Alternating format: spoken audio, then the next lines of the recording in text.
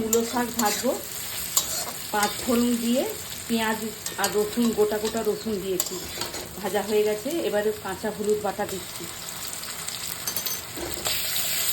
আর এবারে এই লঙ্কা half half করে দিলাম, গোটা খাবো।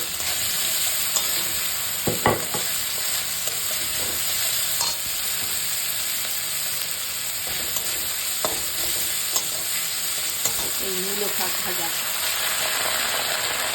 খুব কচি কচি মূলো শাক।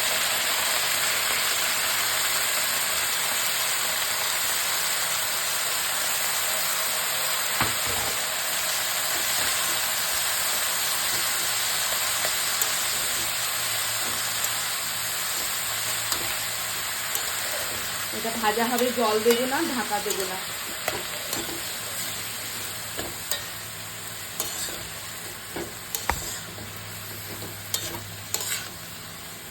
আস্তে আস্তে করে কমে যাবে রসে রসে।